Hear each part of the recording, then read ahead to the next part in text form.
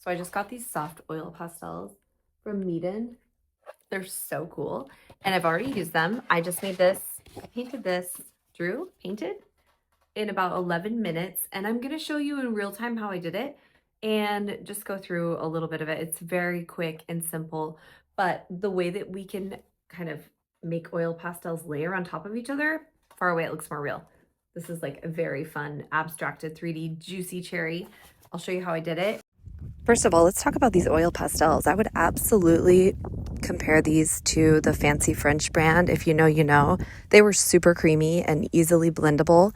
I love Meeden products. I've been really happy with them. I decided to use red as my primary color for my art because I've noticed that in a lot of oil pastel sets, the red is always really dry and scratchy. It's just not easily blendable like the other reds in the fancy boxes, but I did not experience that with this set.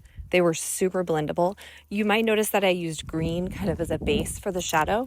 That's because I'm using color theory. Green and red are across from each other on the color wheel. And when they're mixed, they create a dark neutral that looks better than just using black as a shadow. I also used every single version of the red. So the reds, the pinks, the white, everything that I could try.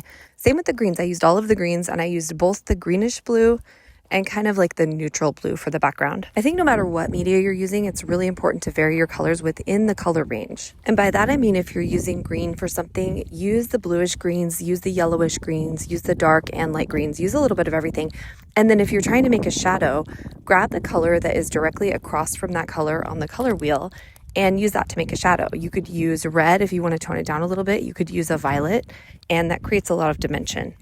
I chose this greenish turquoise blue for the background because I wanted the cherry to stand out, but I didn't want to be obvious about choosing green for the background because green and red are like obvious complementary colors.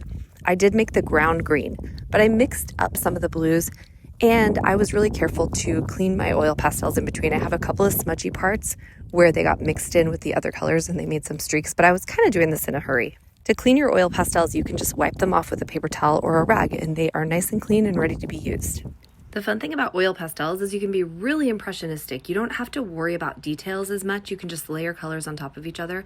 Also, if you mess up, you can tend to wipe away your mistakes a little bit with a paper towel. You can also use an X-Acto knife and you can scrape things away and then start over and they will layer really well. You can see that line I started out with in the background that's blue that I was just able to cover up. It was a darker blue than any other color that I was using, but I was able to just go over it with a thicker amount of oil pastels and it went away.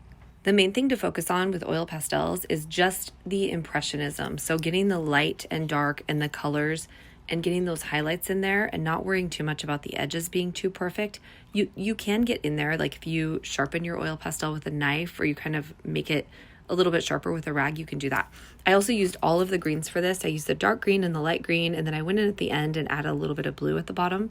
And that's my cherry. All done. Try it yourself. These oil pastels are fantastic. I would highly recommend them. I give them an A+. Thank you, Meeden, for the awesome art supplies. If you want more stuff like this, please subscribe.